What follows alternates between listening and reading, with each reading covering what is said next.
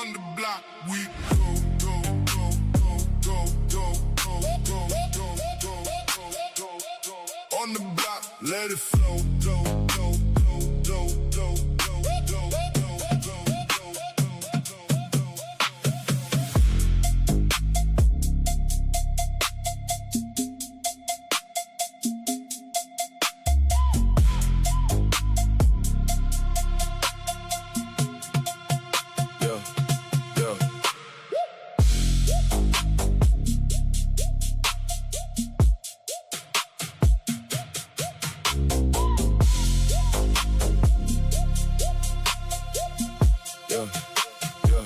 Spaces open, might go live. Different miles from web to drive. Builders here, they pull a real. Talking moves and how they feel. No scripts, just open flow. Ideas moving row by row. Every week a new face shown. Building things to stand alone. On the block, we go, go, go, go, go. On the block, let it flow, flow, flow, flow, flow. On the block, feel the sound. On the block, right now.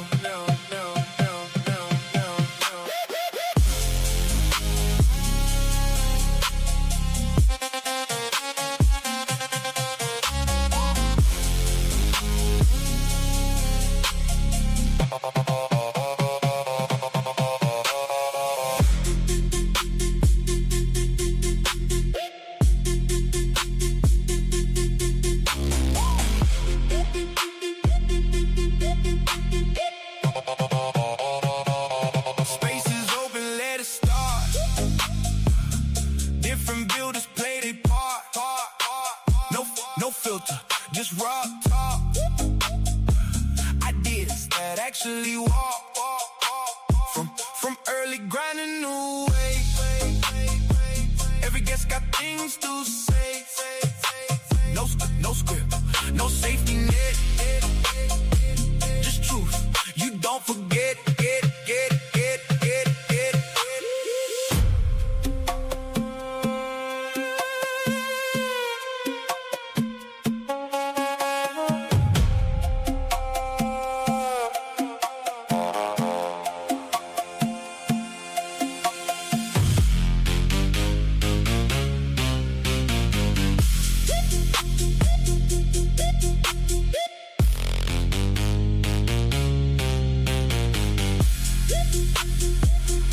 On the block, we go, go, go, go, go.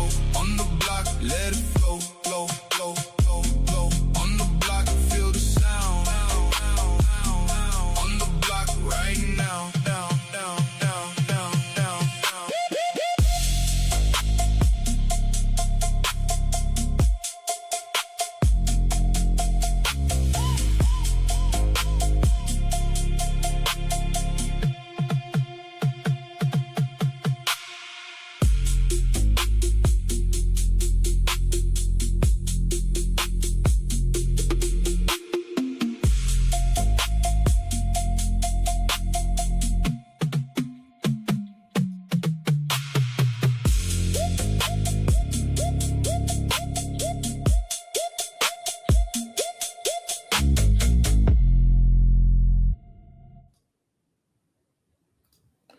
GMGA and GE, happy Monday. Welcome to On the Block, episode 48, Buildooor. I'm Taddy, coming at you live from LA, and once again, I'm honored to be your host for today's show.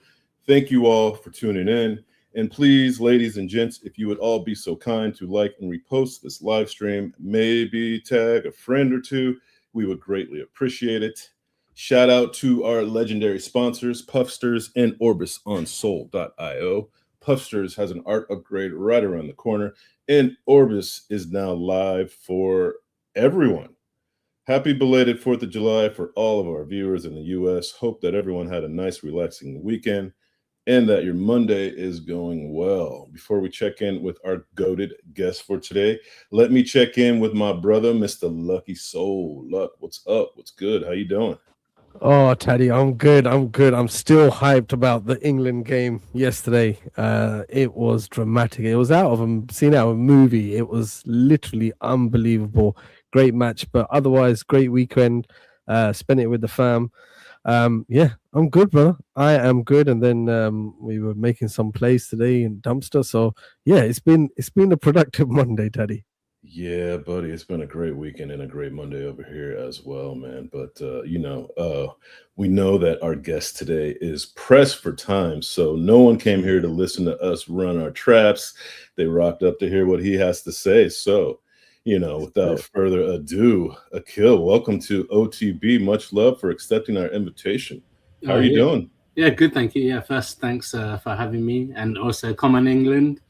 Come on, come on. Look at you guys. I love it, man. I love it. Yeah, I went to the England Congo game as well with my 5-year-old son, his first football game. So Oh, let's yeah, quite an go. experience. Well, actually, his second football game, I took him to Arsenal Burnley and the Arsenal Premier League trophy because I'm a gooner. So Yeah. yeah, he got to see us win the title and then watch England beat Congo as his first two games. He's spoiled now. Yeah. Now he's spoiled for life, man.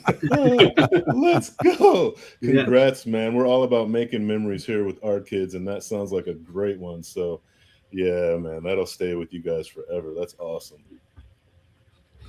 Yeah, definitely. Yeah. Like I said, yeah. Thanks for having me. And Of course.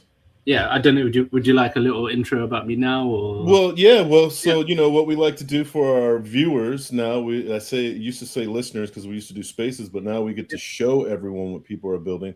Is that we like to do a deep dive of the man behind the PFP. So if you would and could tell us how you got started into Web3. yeah, sure. So just the background. So Akil, that's my actual name as well in real life. I've always found it easier just to go by that, and yeah, I'm doxed to like the Bored Ape community and Puffsters and so on. So yeah, most people kind of know the man behind the picture, but background Web to me is I'm a database developer in real life. I consult for different firms in developing software and so on. So I'm technical in real life as well. Yeah, like I mentioned, I have two children and a wife and so on, and moved from London to the US about 10 years ago now. Um, and my intro to Web3 was buying Bitcoin and then getting hacked in the Mount Gox drain Oh, quite quickly after, and being very turned off after that. Yeah, that was all when I was like coming out of university, and it was pretty brutal because I was already broke at the time and so on, and had been sold the dream by watching YouTube videos and whatnot. And yeah, that happened immediately after. So yeah, it was a bit of a sucker punch and so on. And yeah, my journey into Web2 came back thanks to Dak, actually, who I know you've had on the show before. I saw him reviving Bored Ape Solana Club. What is that? March 22 now. And yeah, that's kind of how I got my intro to it. Initially, just as an holder, and then a slightly disgruntled holder at one point because I felt I could contribute. Then I ended up just kind of building things for the community, helping with staking, website and whatnot. Anything that wasn't moving at the time, I decided that I wanted to kind of do, and that's kind of how I developed into one of the devs, at least for Basque now. And yeah, that was literally my intro, was seeing Dak on a space talking about how he was going to revive this community, and I thought, hey, why not? Sounds like a nice guy, and yeah, I've met him multiple times in real life now, so I know the man behind the picture meets expectations and so on. wow, that's crazy, man. I love to hear it. You saw you were on a space and Dak was reviving. Were you already on Solana? You already had a bag of soul, So I had a little bit, okay, again, just like I had heard about it on X and got so it. on. I actually heard about Solana through a guy on an Arsenal stream, funny enough. And so I was It listening wasn't to- Arsenal fan TV, was it? Akil? No, definitely. I wouldn't be a real Arsenal fan if I was watching that. So, yeah, there was this guy on the stream, and then he was like sponsored by, I think it was called like Midnight Panthers or something. That was the name of the collection at the time. I remember that. Yeah, I don't know sure. if that rings a bell. Yeah, that was early 2021, 22. And yes, the guy had like mentioned them, and I went looking into them, and then all these spaces kind of popped up on my feed after I had started looking into Soul a bit more. And yeah, it came across Dak speaking on one about how they had been rugged, and I was like, I don't really know what a rug really is at this point, but yeah, let's just give it a go. It was 1 Soul at the time or something, maybe less than, and I thought, yeah, why not? And that kick-started my true journey into Web3, I would say. Okay. With a little drain of your BTC, how much BTC was it? Or are you going to tell me? No, you don't want to tell me. It's no, it was double digits. So yeah, so I got a tiny bit back in like the refund thing, but yeah, it was rough. In hindsight, it was rough. At the time, it was rough as well because I was broke out of university. But in hindsight, even more it hurts. Oh man. Well, if it weren't for that, you wouldn't have still been in Web3. So sometimes I tell Lucky, sometimes we got to take an L to get a W. So. Yeah, that actually is a lot of basis behind my drive into Web3 and trying to navigate the world of rugs and trying not to be rugged. And yeah, that's kind of how I came across people like Sin and Dak and Rico and so on. So yeah, back founders, back builders. Back rugs. Yeah, our favorite are founders that derug projects, man. We give them the gold star for sure. So 100%. No, yeah, I don't envy any of them as an actual founder of an NFT collection. So, yeah, even being a dev is pretty brutal when you become more like holder facing, because if something breaks, it's kind of you in the spotlight. So. But yeah, generally I'm more in like the shadows these days, just making sure things ticking along, keeping security going good and so on. And yeah, like I mentioned to you guys, I started a validator with a couple of friends on Solana about 3 years ago now. So yeah, we can kind of like lead into that. Yeah, perfect. I see you sharing. Yeah. I just wanted to have a quick question though of go for it. Oh damn, I lost my train of thought. Lucky, damn it, Luck. Shall we start from the beginning, Akil, right? Because Stronghold came along later on, right? Yeah. So let's touch on Basque first and what kind of projects you did, because as you mentioned that you was a figure, you was a member of the community and you saw opportunities where you could help out. Is it possible to show some of the stuff that you kind of built up for the community, or has that kind of long gone? Or yeah, a lot of it's been deprecated. Yeah, so okay. 2 original devs that derugged it with Dak. Both of them had full-time jobs as well, so couldn't commit any more time. One of them worked on like the original gem farm staking on Solana when NFT staking first became a thing. So both of them were very busy, and yeah, I slowly started acquiring like V1s and talking to Dak and saying, hey, like this is nice, but I think I could do it better. Can I have a chance? And you know how Dak is. He sees the good in people and people who are willing to work hard and so on. And he's one of those people just like me that like I trust you blindly at first, but you let me down and I can't trust you again, kind of thing. So yeah, 100%. Yeah. Oh, my sorry, I got a text at the same time I had the thought of the question. You said in the shadows. Is that where you prefer to be, in the shadows? I'm not so much of an extrovert. I'm kind of your typical dev on a day-to-day basis. I just keep my head down and working, and when I have an end product, I'll show people and hopefully they'll like it, kind of thing. But yeah, so for Basque, as like some of the old staking softwares and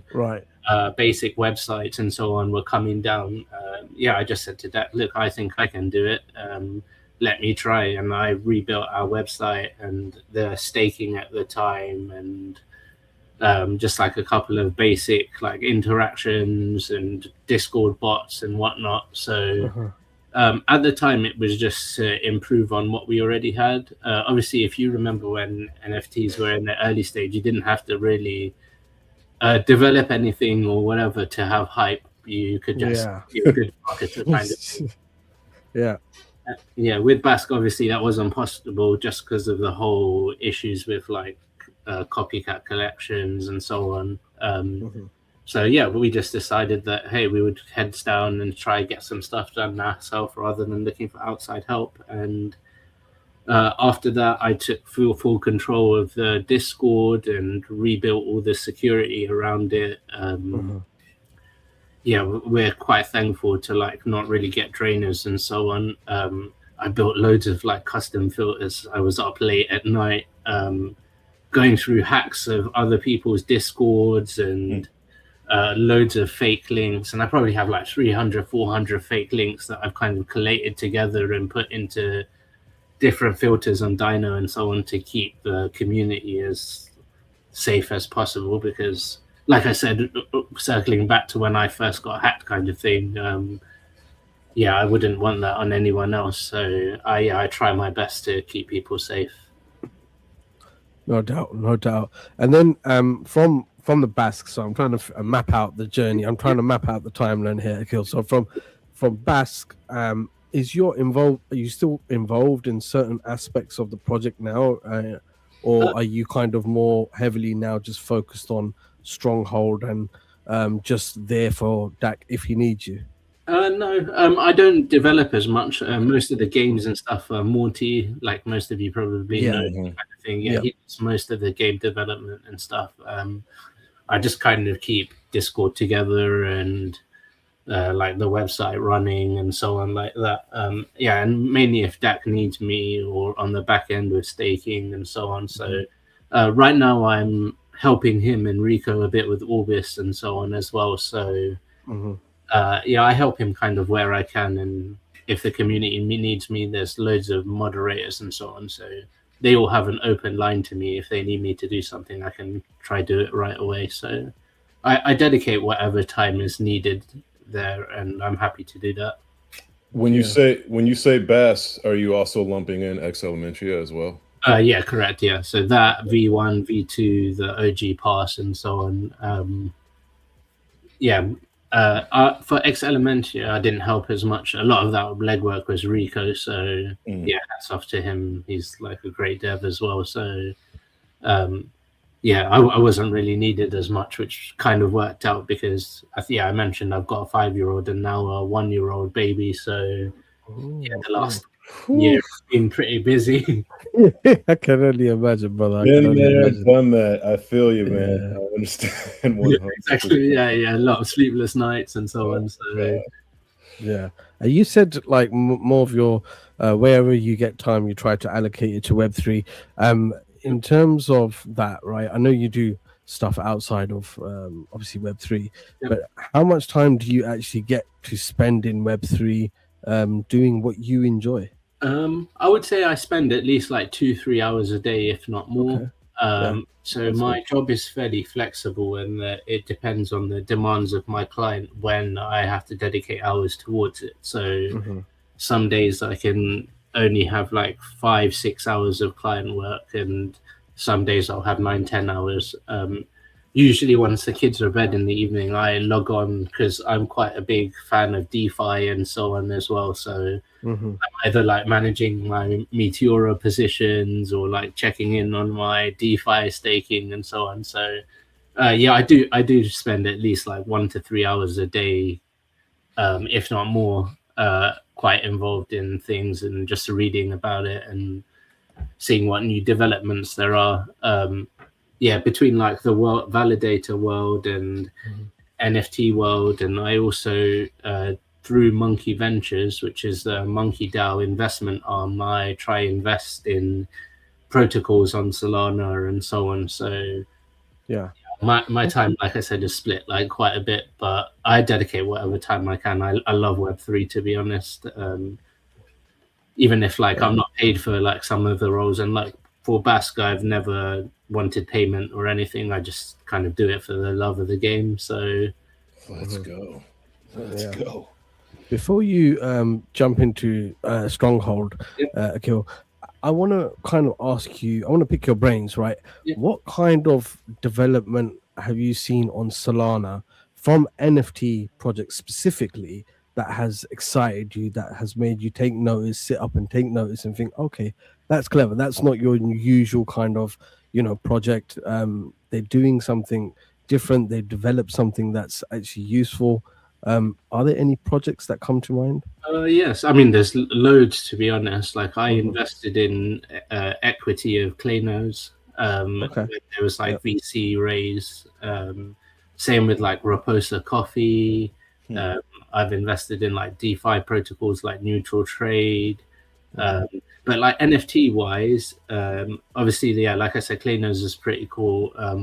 Obviously, I'm a big fan of what Rico and Gotham and stuff are doing. And I've worked with Rico on a few bits before. So, yeah, I in terms of projects, I don't venture out as much now.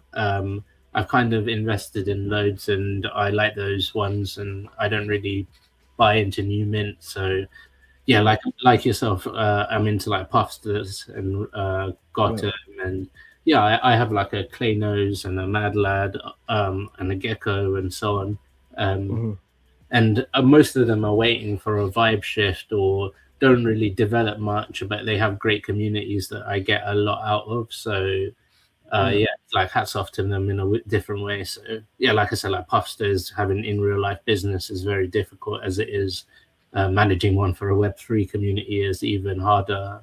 With Rico and Gotham, and then yeah, like Clanos, I like the whole animation angle.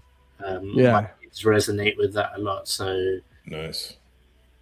Yeah, definitely. I think. How about yourselves? Like, obviously, I've spoken to you through Discord, but like, what kind of projects are you still involved in apart from sort of Puffsters and Gotham and so on?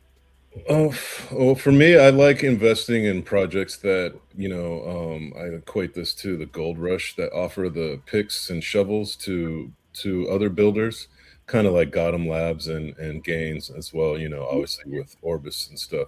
And then WRA, real world assets like Puffsters as well, and just founders that actually show up too, that never stop, that don't disappear and you're like, what happened to them? And they're, they just hold themselves accountable and their community accountable as well.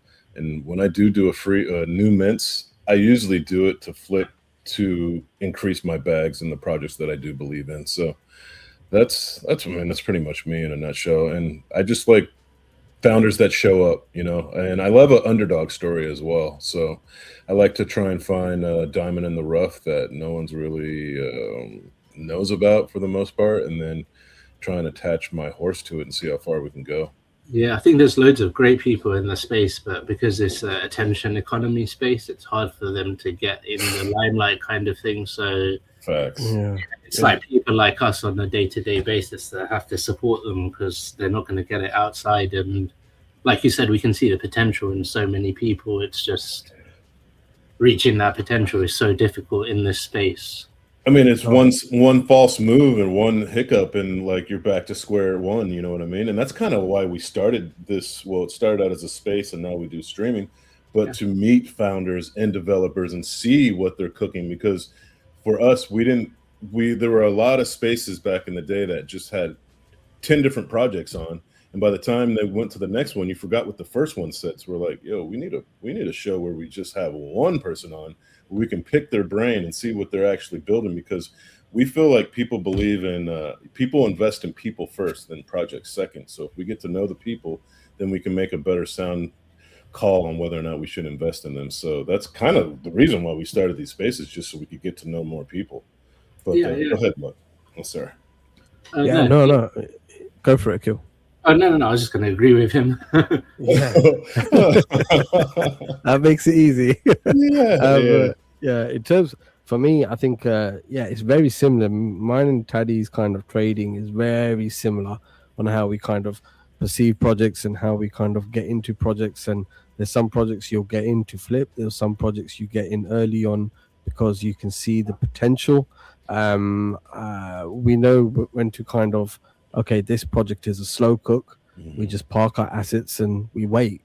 Whereas, there's other projects where you're trying to, back in the days when you used to mint, there was the constant thing of, I can quickly get a 2x if I flip this. But I think there's definitely opportunities out there for certain projects where you've just got to kind of get in the project, learn what's going on, the mechanics of the project, and then kind of make your decision on that.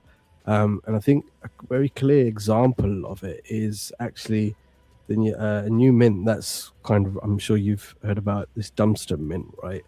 I think what I've realized is a lot of people, don't actually understand the mechanics behind this. And it clearly shows when I've spoken to a few people and they're like, I'm just getting into it because ETH money's coming into it. Well, that's not exactly, but I don't have the time to kind of explain to them what it's about.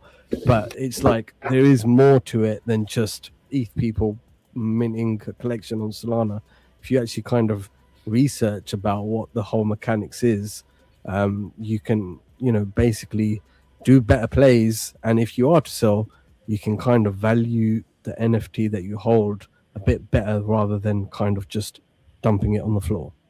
So that's I've never been a trader really, so if I am, I'm an emotional one, so I try to avoid it. And the same NFTs, I kind of just go for the long-term investment and kind of thinking about it.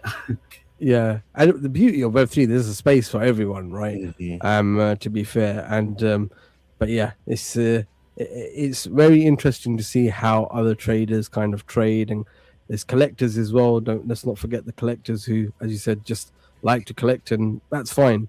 But when they kind of come into trading, you can kind of sometimes spot a collector when he's trading from a mile off. Just by the way they are kind of listing their NFTs and what they're kind of doing on secondary. But it's interesting. Yeah, definitely, I agree. Yeah, and NFTs actually got me into Stronghold. So my two co-founders, both of us and a few other friends, we used to run UK DAO for OK Bears. That was back in the day, and they were like the biggest DAO for OK Bears at the time when obviously the mint happened and things were flying and so on in the NFT world.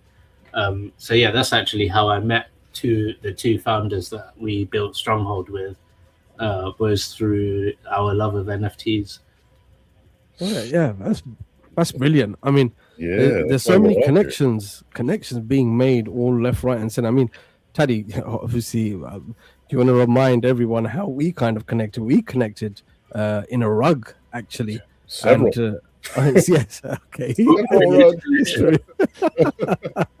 There was several rugs, but I think you kind of get to know people obviously over time, and then you kind of attach to those people that have kind of similar views to you and how they kind of see the space. Off the back of that, here we are now doing a stream. So, but this, go for it, Teddy. Yeah, I just wanted to ask, since you brought up OK Bears, what do you think of their pivot now from being one of the hottest NFTs on Solana at 200 Sol back in the old bull run to how they pivoted to charity work and building, basketball courts all around the world? Have you followed that at all? Yeah, I have. And like, I love the concept of the basketball courts and helping people out and charity and so on. I also commend Kais and so on in a way for trying loads of different things. Because you have to try. Like, if you don't try, then you're failing already. So, yeah, I do commend them for trying. Like I said, it's a tough space. Even if some of their stuff, like Zara and stuff, did well, a lot of these things don't translate to NFT holders. And at the end of the day, NFT holders want to see numbers go up. Price go up. Yeah, price go up. That's it. That's all they care about. That's it. If it doesn't reflect back to them, which a lot of collections don't, and fair enough, there's a lane for that. But I think a lot of these big collections, like even with D-Gods, I bought into them early and so on. And initially it was just like mainly pushing the hype of marketing. And then they tried something with like Kraken and building out their giveaway platform and so on. So yeah, I think collections have to try things. They can't sit idle. It's not always going to work, but not giving up is like the first step. So yeah, I do commend them, and I do like what they're doing and so on. I minted like one of the previous moments that they had that funded one of the previous collections, where they engraved like our name next to the court and so on. So yeah, I don't mind kind of helping with charity and so on, and I don't mind like the direction. I don't have any criticism kind of to say. Yeah, just kind of how the space is. You have to constantly adapt and move, and if it fails, you have to try again. And yeah, not trying is failing, exactly, essentially, to me. Agreed. I mean, comfort is the death of creativity. So Yeah, you got to try. Yeah, You got to try something, and just his passion about how he, how he just wants to help is, and it bleeds through him, and you got to back that. In my opinion, we had him on our floor watch space, and he was just so passionate about his charity work and the pivot that OK Bears is going into, and you can't help but just be like, "Yo, I'm here for it." So yeah, and I really enjoy the videos and so on. Even like when I have downtime, those kind of videos always kind of appeal and tug on the heartstrings and so on. So you don't have to be in Web3 to kind of appreciate those kind of things. So yeah, fair enough for them trying to help the world. It's better than standing still. So each of us can make the world a better place, right? No doubt. No doubt. And I think this kind of leads us nicely on to Stronghold, right? Because you mentioned about your partners and how you connected with them through OK Bears. So I'm going to hand you the mic, brother. Walk us through Stronghold. If I could just ask you for one request, if when you're talking about certain terminologies like LSTN, could you kind of break it down for people that don't fully understand certain terminologies? Treat us like we're 12. Yeah, literally. So yeah, like I said, a couple of us, or three of us in total. One guy's called Solace, another guy is called Eej. He's pretty famous in the OK Bear world. He was the guy that swept hundreds of bears at one point and held like 500 bears. So yeah, he was like a mega whale in OK Bears at the time. And so as a DAO, he was like based in the UK. We all met up and became friends in real life and so on. Whenever I come back to London, I usually meet up with them. So that's kind of how we started. And the validator came about just as like a random idea. A few of us were like I said, me and Solace, we were interested in dev stuff, and Eej was quite interested in DeFi and the NFT world. So we thought, hey, why not give it a go and try start a validator and help the Solana network kind of grow. As sort of 3-4 years ago, we were in that 21-22 bull market and just coming out of it. And yeah, we thought, it was kind of just like a why not moment more than something that we had planned. And the turnaround was quite quick.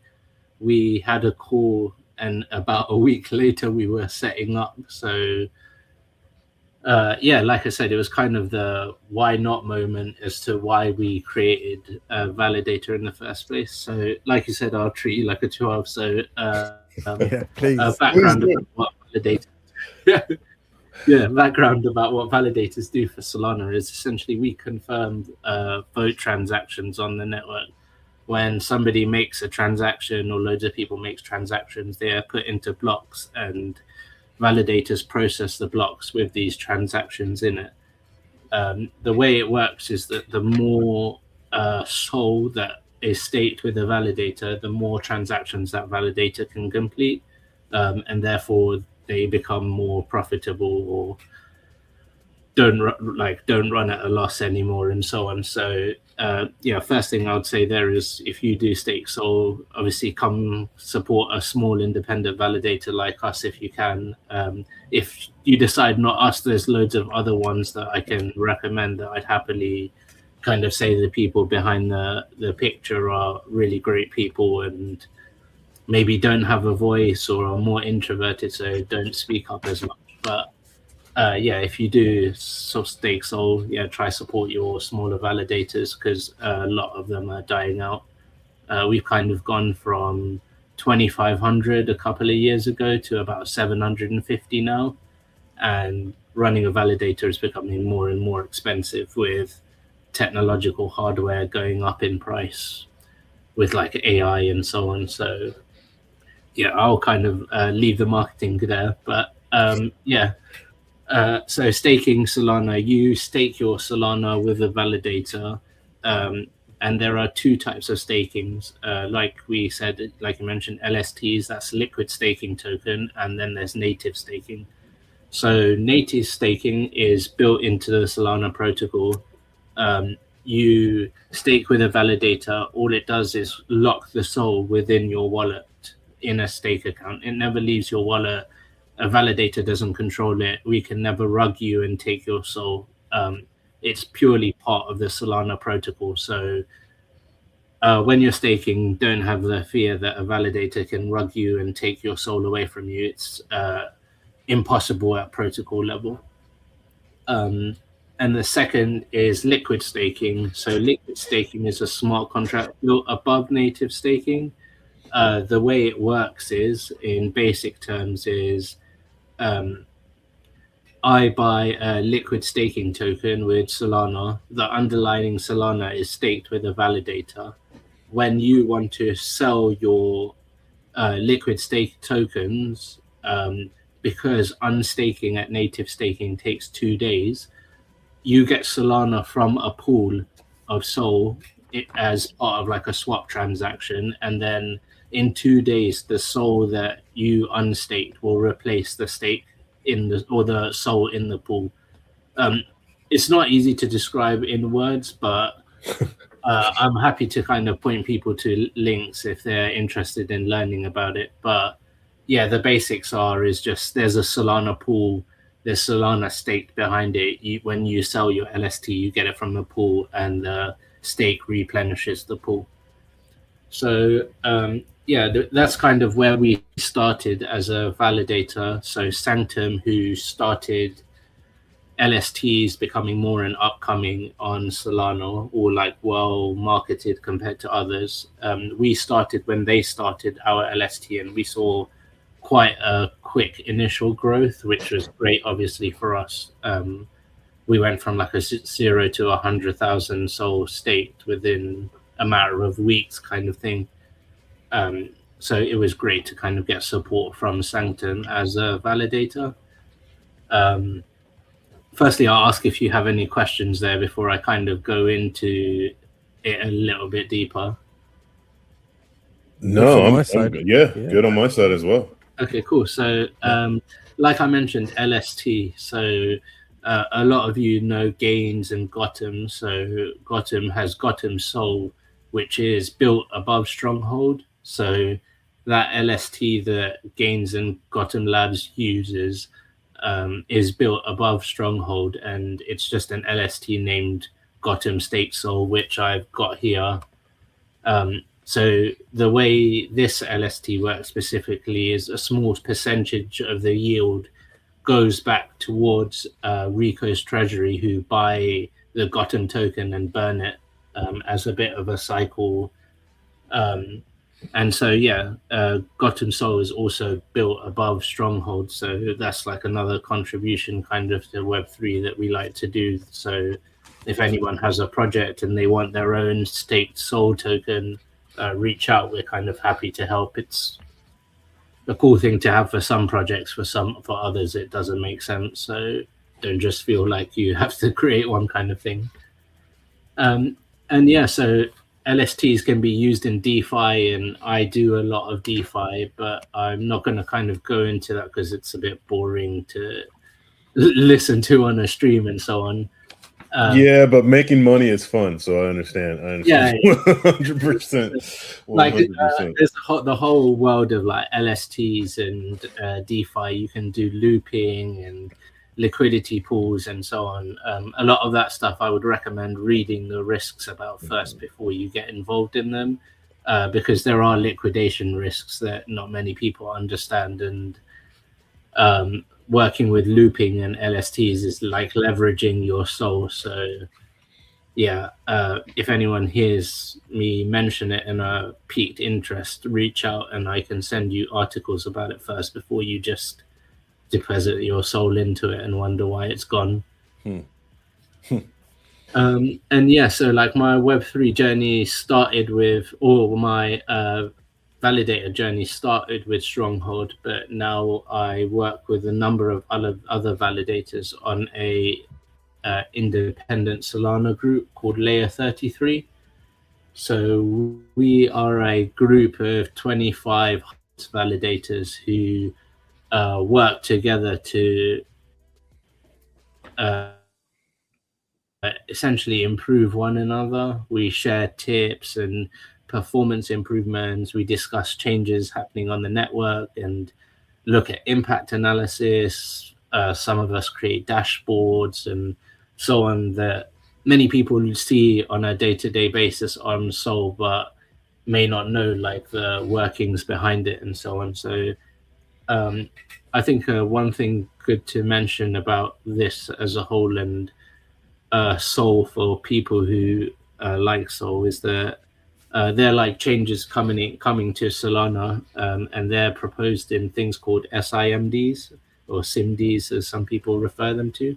So these are governance proposals to help improve the Solana network, and there's 2 or 3 of them coming up soon that will impact everyone, but hopefully for the best. So I'll mention them just as a brief overview because a lot of people use Sol on a day-to-day basis but don't really understand the economics and tokenomics behind it. So yeah, just to explain a bit of brief stuff about that is that Solana works on an inflation schedule.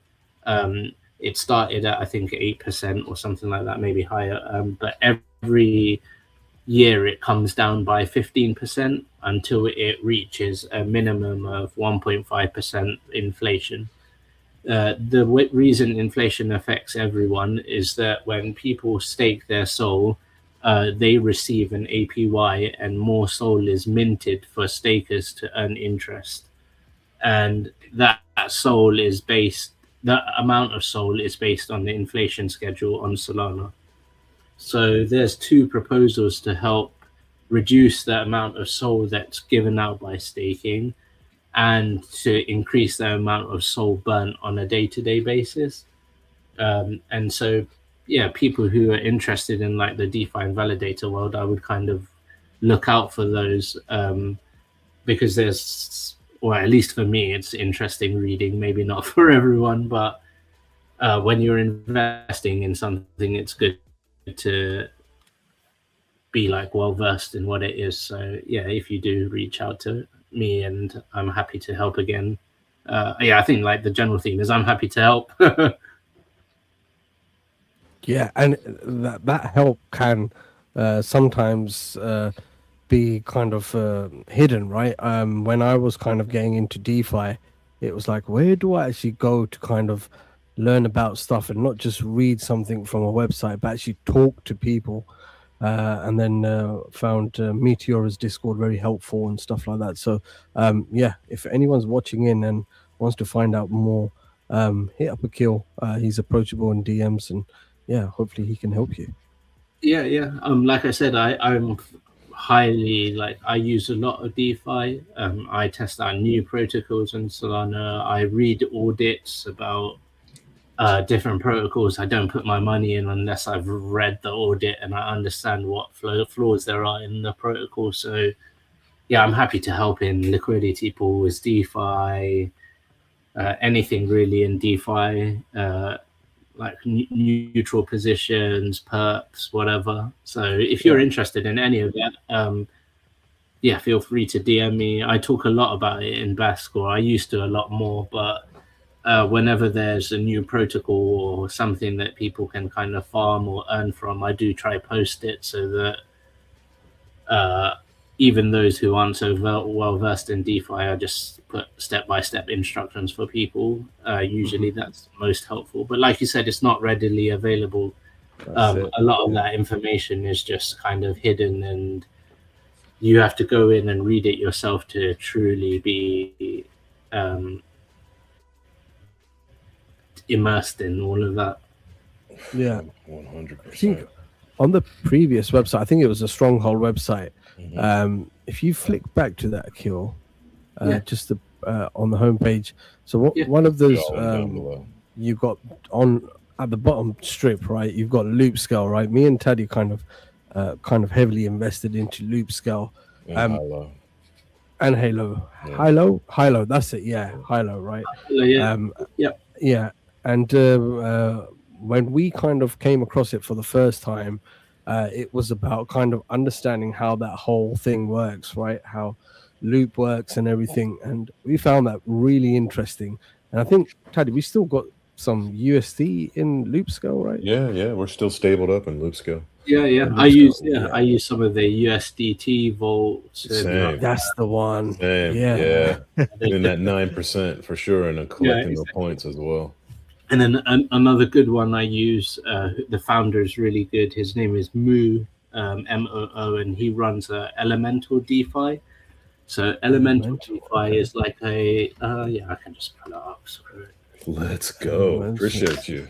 Yeah, it's a new one, Teddy. DeFi is like a managed yield aggregator. So what they do is they use specific protocols so that all of their items are like isolated and don't have risk as high as splitting across like high risk protocols. They mainly just use Orca, Meteora, Camino, and Jupiter. But they give fixed yield based on which token you deposit. So like ONYC, which is an RWA stable, you could get like 17-18% on it, and I've been earning on that for quite a few months.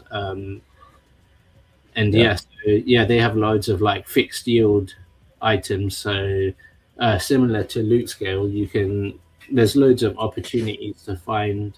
And I would actually give a little bit of alpha because I've been exploring a new item recently, which is Offerbook by Jupiter. I'm not sure if anyone's heard of this or if you've heard of this. Not heard of this. Oh, that's new. That's new one. Look at this is alpha. This is alpha. Yeah. Beta, and I spoke to a couple of the Jupe guys, and they added me into a channel to do some like beta testing and so on. Offerbook is fixed term lending. You can propose the terms, and then somebody can take those terms on for a loan, however much you're willing to lend. And this isn't just for tokens, but also for Pokemon cards. Oh, wow. So people can say like, hey, this Pokemon card is worth this much. So like this one is worth $42. I want to borrow $39 on it, and others can lend against it. I don't do cards as much on chain, but tokens I would definitely recommend looking into. You can pick up some great yield, and I'll show you my positions. So I'm currently loaning out on cards, on Ansem, and it's all about picking the right time in the market to take these loans. But as you can see, I'm getting like 40% APY on 28% lending. So this guy deposited $3,500 worth of Ansem to borrow $1,000 from me. At 7 days, he'll pay me 40% in interest if it was through a year. Wow. So 7 days that period is, right? Okay. Yes, it's 7 days. So if he pays it up early, regardless, and you can see I started this with $2,000 roughly about a month ago, about 3 weeks ago, and I'll be earning like $70 on 2K in about 3 weeks, 2.5 weeks. So I'm just lending out money at a fixed rate and earning like 40% on my stables. And they've just started like promoting this more and more recently. If you follow like Fabiano and Jussie and people like that, they've started mentioning it. But yeah, I've been playing around with it. So again, if somebody's interested in lending out their stables in like a different way and dictating the terms that they're lent out at, just an alpha thing. That's beautiful, because you're usually at the mercy of the protocol, and to be able to set your own terms is brilliant. Yeah, exactly. Yes. So I'll just show you how it works. So you just go to the lend section, and it will show you either offers available, so people that are looking to borrow money against their token, or their intent to borrow, and they're just kind of fielding the market to see if people are interested in taking this kind of loan. So this first one, Neat, which I have taken some of, but I counter offered this person. So he was, let me just refresh. I don't know what happened there. So he was offering 9.6% originally, and I thought that was a bit less. So I countered an offer with 12 and 15%. After this one, I took just to test that, but I counted him with a higher interest rate, and he took that. So, like this one, for $500, he deposited $1,800 worth of his token, and I checked that the tokens are liquid to make sure that I'm not lending into an illiquid token. Yeah. But other than that, I'm getting like 30-40% on my stables in some points, and if I go to historic positions, you can see it's pretty consistent at that level. Yeah, no doubt. Yeah, it's in beta at the moment, so do your own research. But again, reach out if anyone's interested. I tend to like try loads of different protocols, so I can show you on Monkey Ventures. Not just Monkey Ventures, but a couple of VCs. I've invested in loads of different companies on Sol and a couple on Sui and so on. But like Moonwalk is the one that does the ring and so on with Bonk. That's the same founder as Bonk. And then Elements DeFi, they did like oil fields. Kudis did a fitness ring. Claynos, you know about. Elixir Gaming are a gaming company by Square Enix. The people who made what's the game? Is it Metal Gear? Yeah, Metal Gear Solid. And the Soul Foundation. So that's I like it. Get into loads. I've invested in so many companies.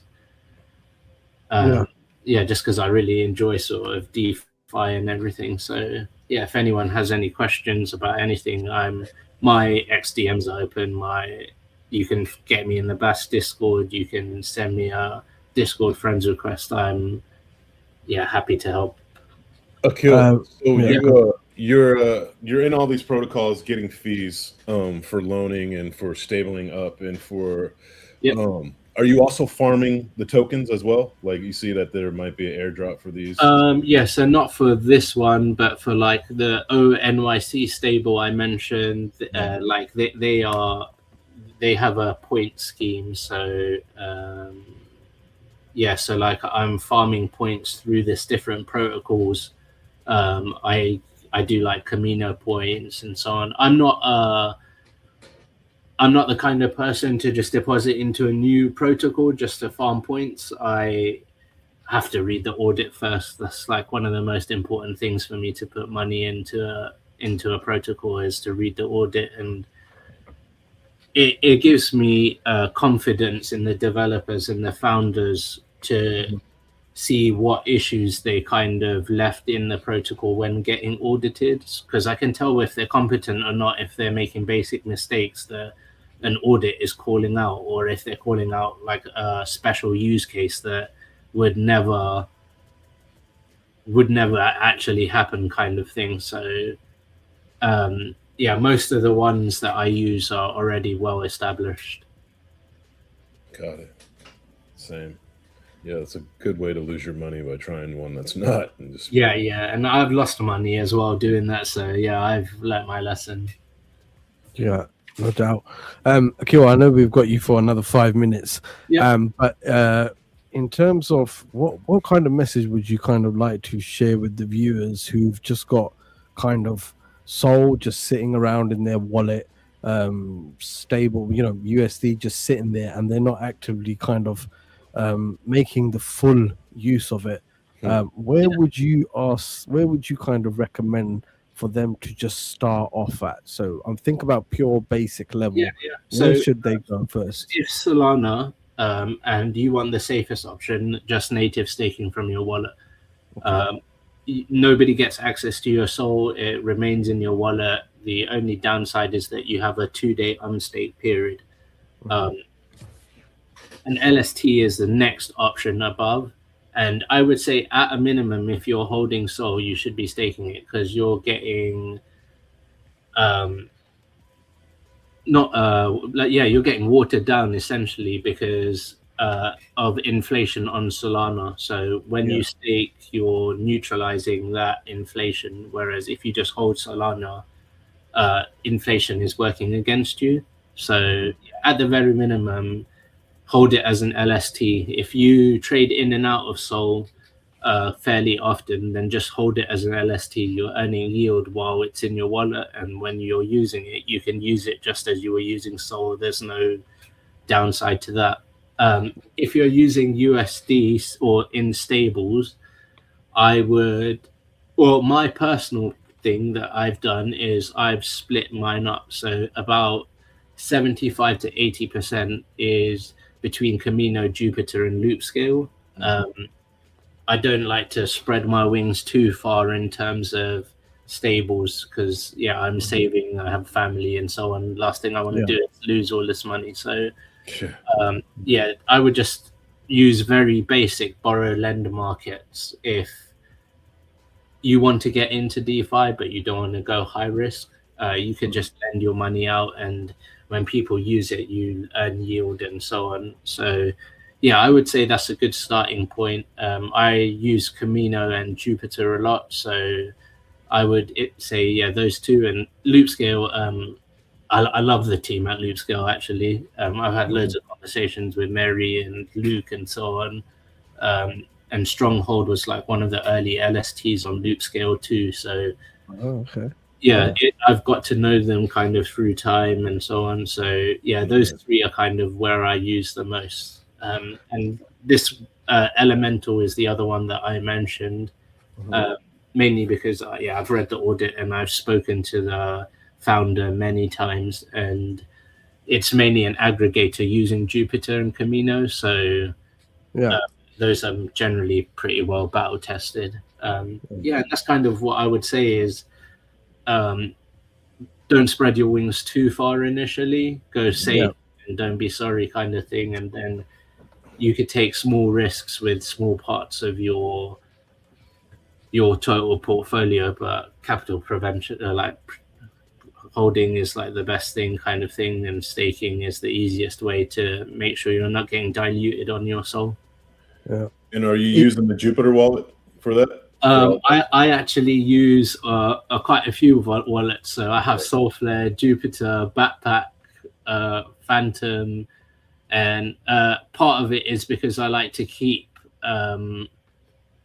different seeds for different things. I practice a lot of security around my investments and my computer. So I use like a YubiKey for two-factor authentication rather than an app or my mobile number. And then I have a ledger that I use for like day-to-day DeFi, and then I have a ledger that I use for stuff that I just never touch, like my Bitcoin and so on.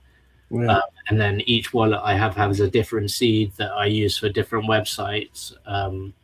I have one that's just like a burner wallet, but burner seed, not even just burner wallet. The whole seed I've just used for degen mints and stuff like that. So yeah, I try separate things out, and yeah, security is key for me. Akil, do we see you in Web3 full time down the line, or are you kind of happy with the balance that you've got right now? So I have explored it, and I think I may eventually. Yeah, right now I really enjoy what I do in Web2. I got into big data about 15 years ago, and I'm a subject matter expert in it now. So I quite enjoy kind of consulting at different firms and helping them out and so on. So yeah, more so it's because I enjoy what I do in Web2 that I haven't just moved into Web3 full time. Yeah, eventually, if it was an option, I would definitely consider it. Yeah. Okay. Well, Akil, I know we've kind of taken your hour up. I just want to say thank you for kind of coming on and kind of giving us a quick tour of what you've been doing, what you've built with Stronghold, and the kind of suggestions that you've given out. Obviously, everyone is advised to kind of do their own research, but Akil is a person in the space where I think you can go and get reliable kind of information and then make your own decisions. So, as Akil said, if you guys have any questions, drop him a DM. He's readily available and happy to help. Yeah, and there's no such thing as a stupid question. That's why I tell my community.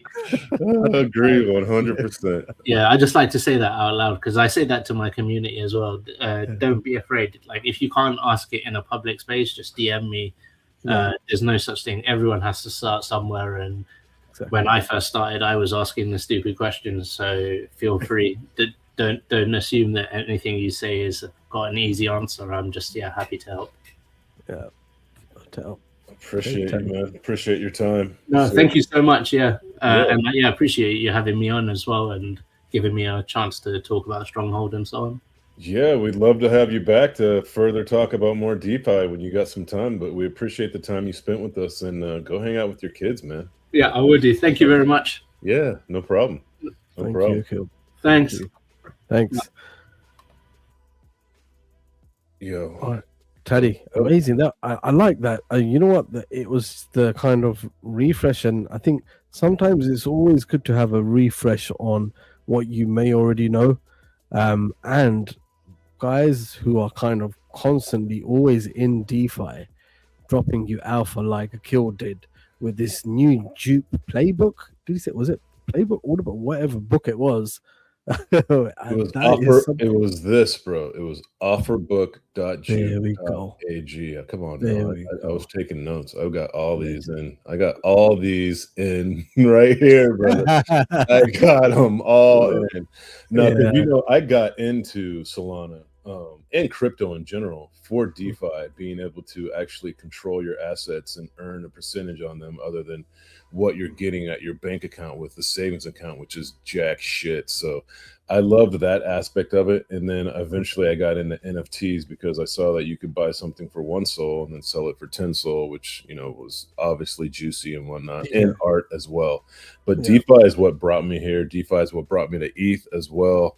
And DeFi is what I still love to do. You know this. So it's always great finding people that are more versed or well-versed in DeFi that you can pick their brains, because there's so many different opportunities to make money, even when you're stabled up, or if you're in Solana, you know, liquid staking or whatnot, or staking in general. And I just love what he was saying about how, you know, the inflation of Solana, if you're just holding it, you're not neutral, and you are if you are staking it with that, you know, 5%, 8%, 9%. So it's food for thought. And you know, this is why we have the show, to pick brains that are smarter than us.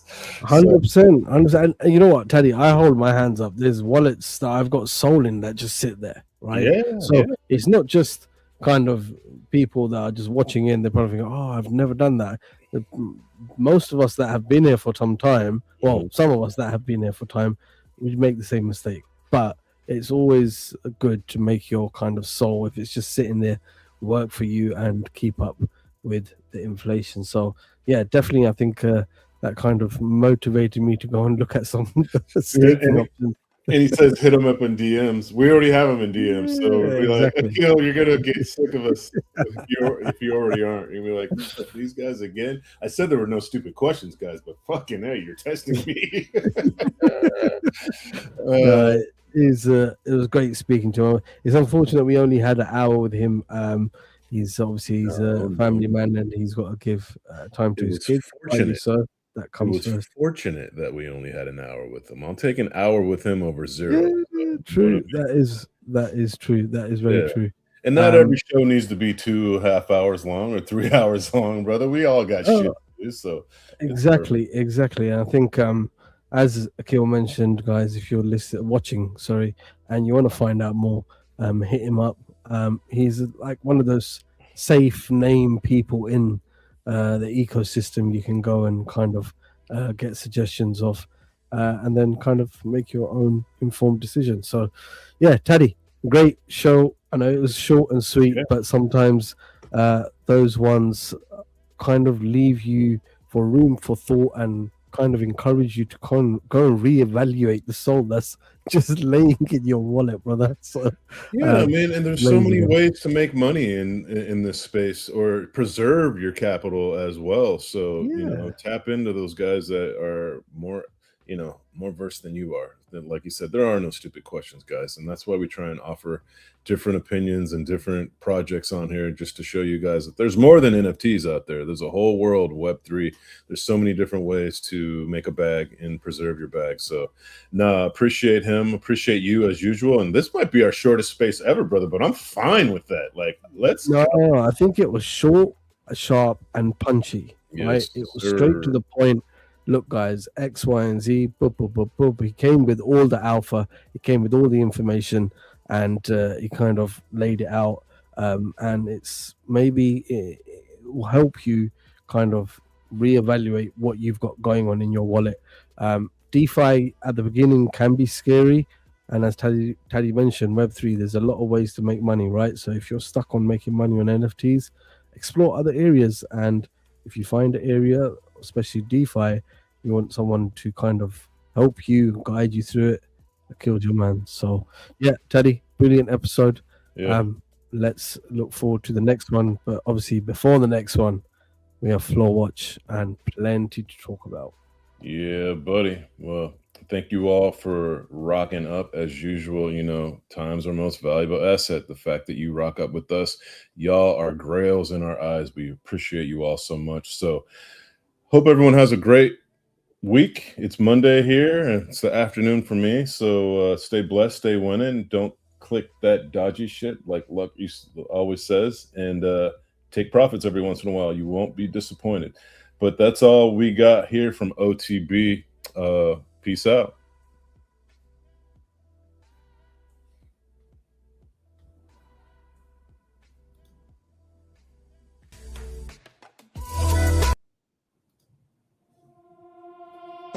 On the block, we go, go, go, go, go, go, go, go, go, go, go, go.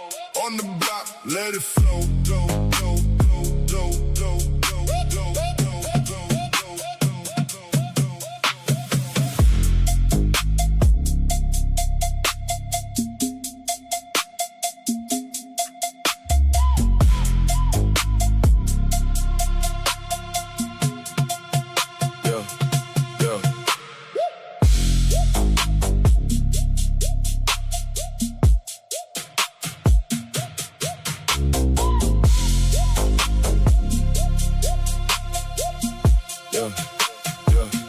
Spaces open, might go live. Different miles from web to drive. Builders here, they pull a real. Talking moves and how they feel. No scripts, just open flow. Ideas moving row by row. Every week a new face shown. Building things to stand alone. On the block, we go, go, go, go, go. On the block, let it flow, flow, flow, flow, flow. On the block, feel the sound. On the block right now.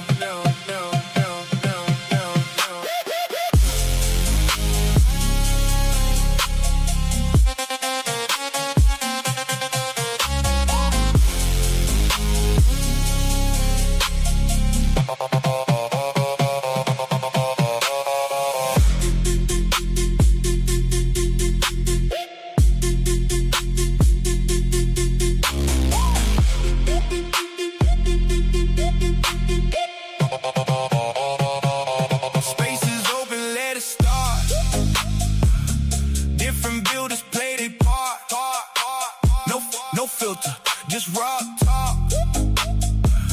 Ideas that actually walk. From early grinding new way. Every guest got things to say. No script, no safety net.